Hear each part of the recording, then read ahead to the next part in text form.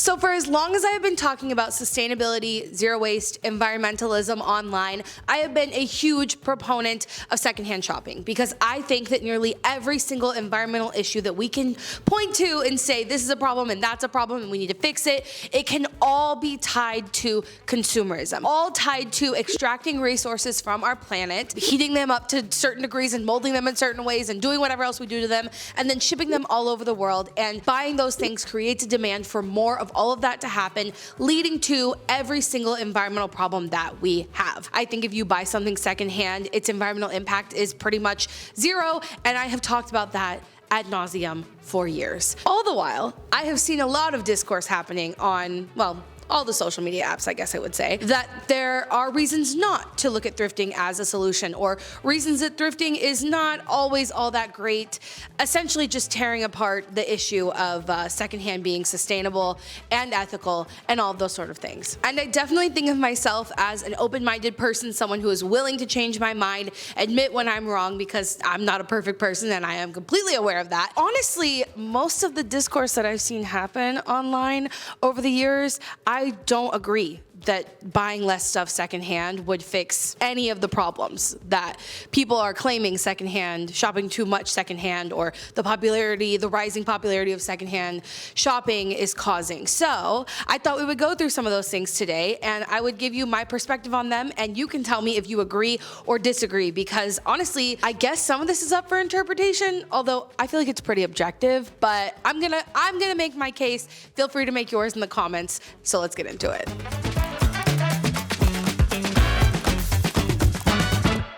Every year, millions of tons of clothing are discarded, ending up in landfills or burned, and sometimes we're told that buying secondhand only perpetuates a fast fashion mindset, but I disagree. So let's discuss why shopping secondhand is sustainable no matter how much you buy, and how it addresses the real issue, which is overproduction in the fashion industry. Because the fashion industry produces around 100 billion garments each year, resulting in nearly 92 million tons of textile waste annually.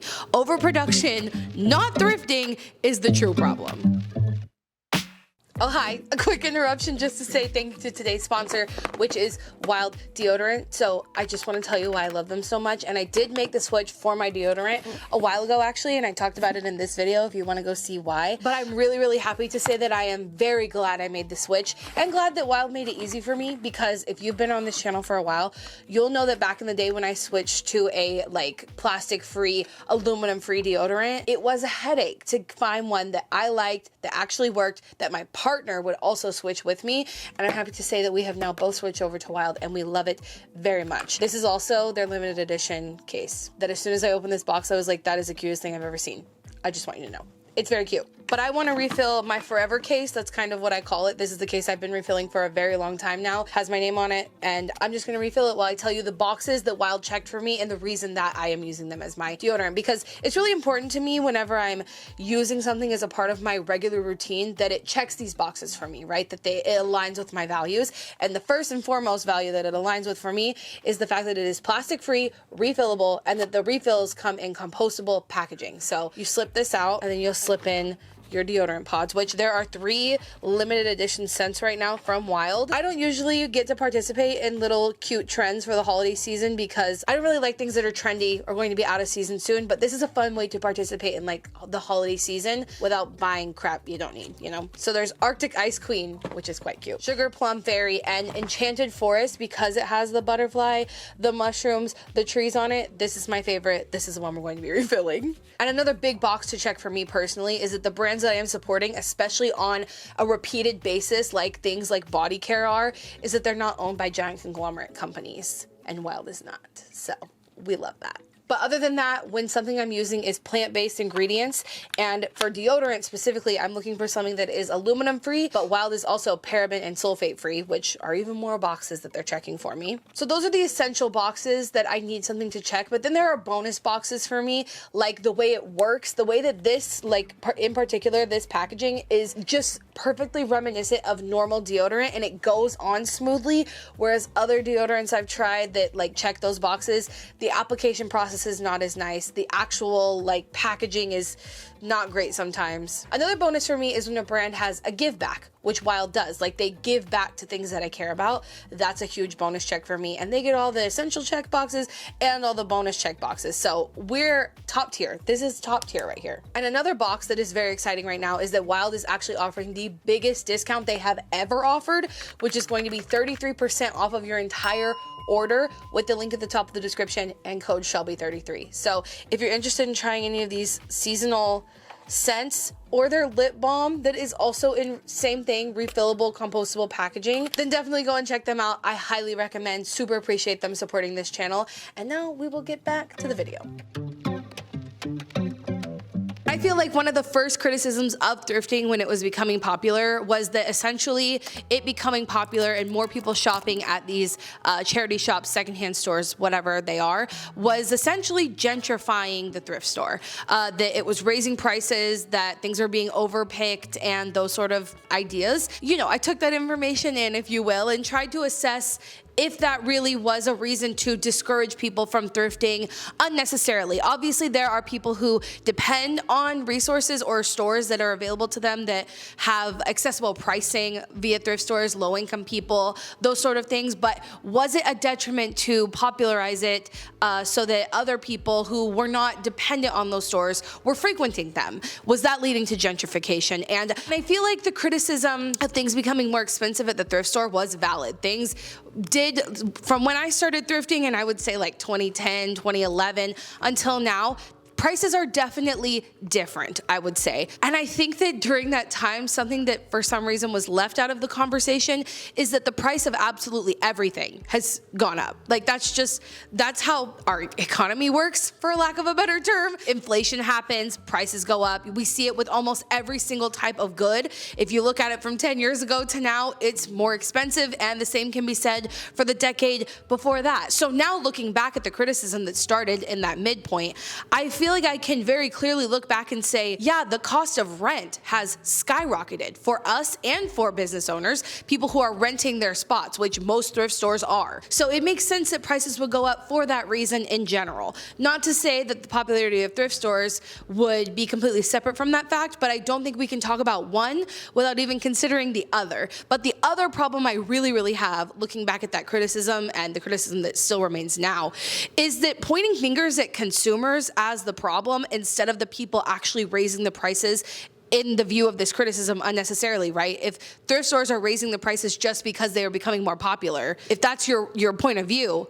well, that's not my fault, that's their fault. Those conversations have to be had more, where we don't point the finger at like the working class and each other and blame us for the problems that are not our fault. And considering the fact that we know that less than 2 out of every 10 items donated to a thrift store actually gets resold, it doesn't make sense to say that we should be thrifting less because the supply is clearly way more than is being sold. I don't control the prices at the thrift store, and I shouldn't be treated like I do. And because I am someone who loves nuance and gray areas and talking about these things, giving them context. Context is like my favorite word over the last year or so. I think everything we talk about should be spoken about within the full context. And the other context to this is that as we point fingers at the thrift stores because they're getting more expensive, presumably because they want to maximize their profits, because we live under that sort of economy, that is a knee-jerk reaction. It makes sense to think that these businesses that we perceive as big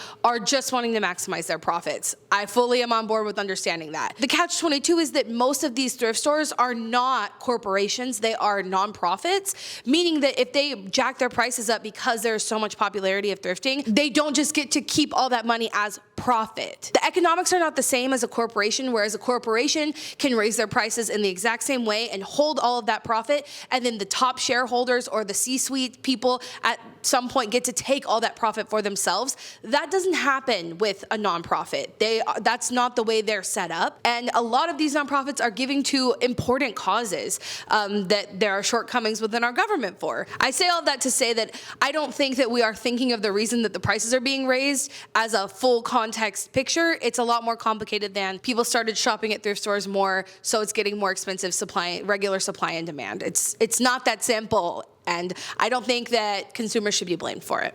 Now, during the conversation of gentrifying thrift stores, it wasn't just that it was becoming popular and people like you and me were shopping there. We now set our sights on thrift flippers, people who sell on platforms like Poshmark, Vinted, Depop, those sort of things, point our fingers at those people and say that they are the problem. I think that we should look at community as more of like a class consciousness. That's my worldview, is that me and you and whoever is buying stuff from the thrift store and reselling it, they don't have the power to oppress me, to change the economy, to take away my rights. Those are not my enemies. Those are literally my community. People who are going out and spending so much time, energy, and all of those sort of things to save things from going to landfill and instead selling them on their platform, and then you pay for that time, energy, and actual work on these platforms. I have a hard time seeing how on earth the message was ever perpetuated that those people were the problem, because I fully disagree. I think that wherever people are coming from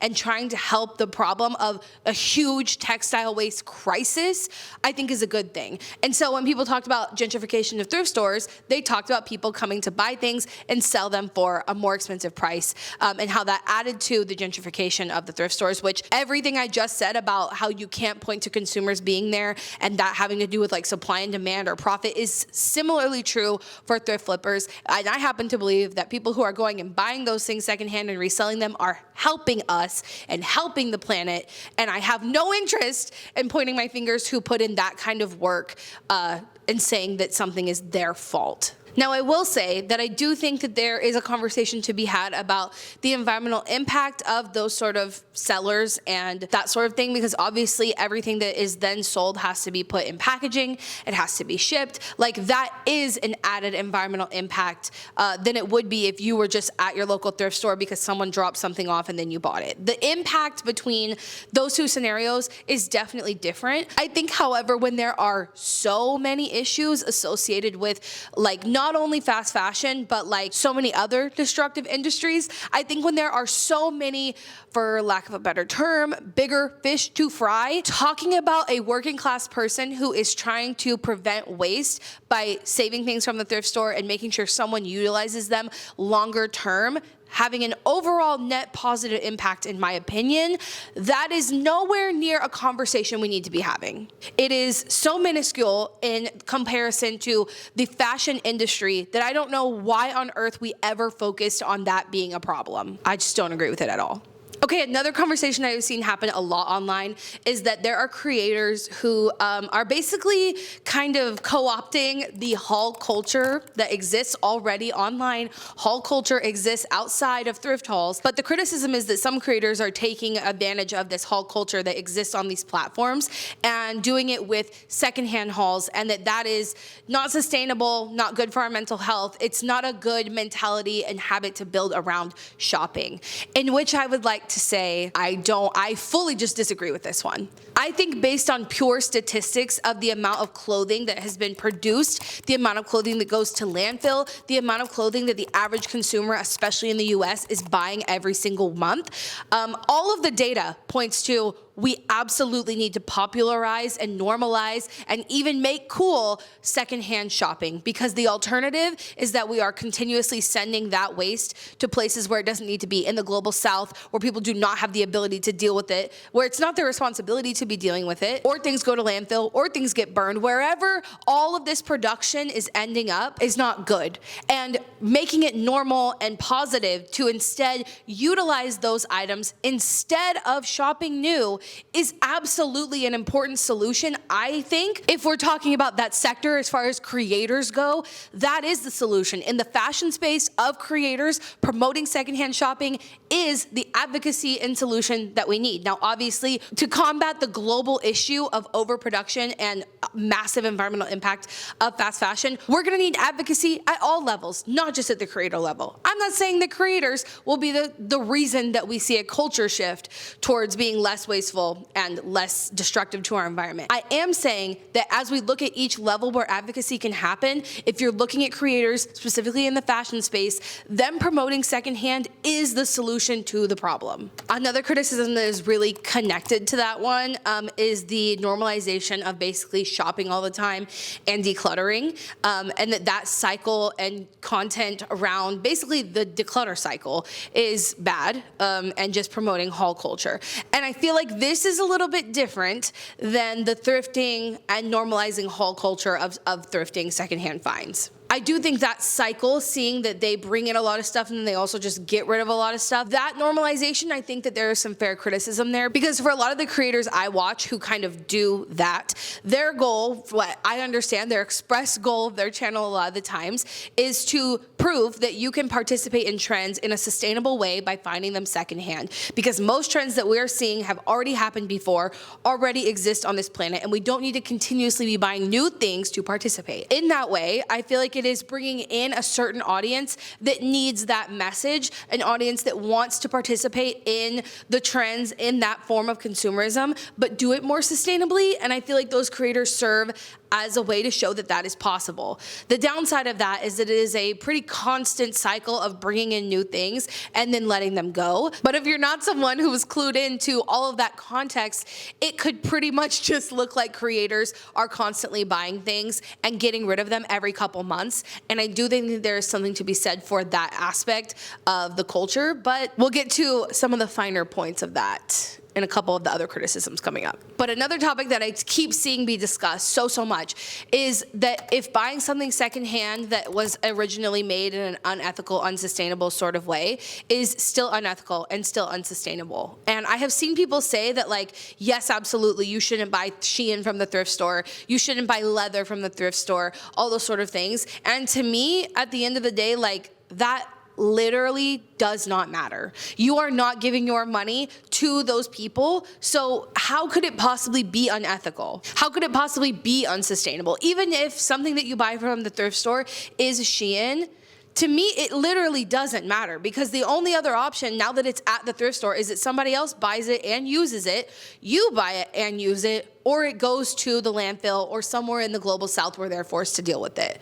The conversation about production and consumption from those new sources is where the conversation should be happening. But for some reason, when people talk about buying Shein from the thrift store, is it ethical, is it sustainable, I don't understand how you can come to any conclusion other than yes, it's perfectly fine. The environmental impact is done. You are not paying someone to say that yes, you agree with the way that this garment was produced, and the alternative to that garment being worn by you is someone else wearing it or it getting thrown away. In what world is buying it anything but ethical and sustainable? I genuinely don't get it. And now we get to the current discussion that I feel has been happening so much online recently, which is the normalization of over-consuming thrifted goods adds to the, like, fast fashion mentality, that you are shopping thrift stores with a fast fashion mentality, and all the impacts that that has on our mental health, and overall, like, normalizations in society, right? Like, I think the idea here is valid. I just think that it needs to be positioned in the context of time and place, because the criticism that shopping secondhand, shopping, thrifting, whatever you want to call it, doing it with a fast fashion mindset is still unsustainable, I feel like is a conversation for when we have already solved the consumption problem. At phase one, we convince more and more people that there is enough stuff on this planet to meet your needs and to meet most of your wants, that you do not need to contribute to the further destruction of our environment. That is my view. That is the thing that I think we should be focusing on. I just think we are way far ahead of ourselves, and maybe we are stuck in a bubble in the environmental space online that we think that everybody is already shopping secondhand, so now we need to move on to this phase of telling them, well, they're doing it with the wrong mentality. And, like, I don't understand how we are having that conversation when there is still a exponential production of fast fashion goods that people are buying. My view is that even if you thrift and you shop secondhand with a fast fashion mindset, it has the same environmental impact. The goods that are at the thrift store that you are going to are already there, have already been produced. They will have an end of life. There will be an end of their life, whether it's with you, with someone else, or they don't get sold at all and they end up in a landfill. They have an end of life already. Their environmental impact is done. So I don't understand why telling people and confusing them and in some ways demonizing thrifting and saying that if you're doing it with a certain mindset, it's still not sustainable. I think it confuses the message. It makes people think that they can't do anything right. And I don't think it's productive at the stage in which we are currently at with fast fashion. Fast fashion production has only ever been on an exponential growth curve, meaning that we have a lot more work to do in convincing people to stop buying unnecessary things new than we do in trying to communicate to people who are already shopping secondhand that their mindset around it might not be good. The people who are shopping secondhand with a fast fashion mindset are already shifting their consumption patterns so drastically that confusing them and telling them that you shouldn't shop this way, it's not sustainable if you do it with a certain mindset, when in reality, the environmental impact, whether you're doing it with a fast fashion mindset or not, is literally no different, is only hurting the message of saying buying things new is destructive to the planet. Focus on buying secondhand. Now listen, I am fully in support of the mental, emotional impacts that shopping has. I have been very susceptible to shopping for my feelings, shopping to soothe my emotions, shopping is my identity. All of those things are very firsthand important to me. However, everybody is not having that reckoning. Most people do not have that awareness. I think it makes more sense to meet people where they're at if they are shopping fast fashion, buying and discarding things so quickly all the time. I think it is important to approach those people with a message that either slowly transitions them into a more sustainable way to shop, which is to tell them they can keep the same habits but do it secondhand so that the environmental impact is drastically different than it is to try to communicate to people who are shopping secondhand that they need to fix that mindset and they need to buy secondhand and they're also contributing to gentrification and they shouldn't be shopping secondhand online and it's harming their mental health and this and this and this and that. All of those things can be true. I am an advocate for all of those things, but I think when the popular message online is that if you are thrifting with a fast fashion mindset, it is unsustainable, is not productive at the stage in which we are at right now in the world. We should laser focus, honestly, on communicating to people that buying things new and extracting them from the planet that has finite resources is not sustainable in a literal way. We can quite literally not continue to extract resources to make unnecessary goods on this planet exponentially. It cannot be sustained long term, objectively. That is the truth. So I'd love to hear what you think, if you agree.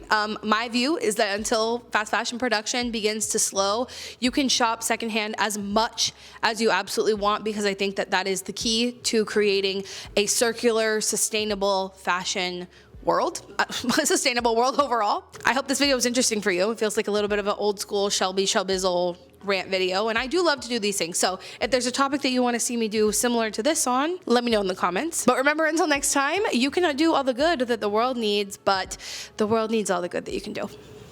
Bye, guys.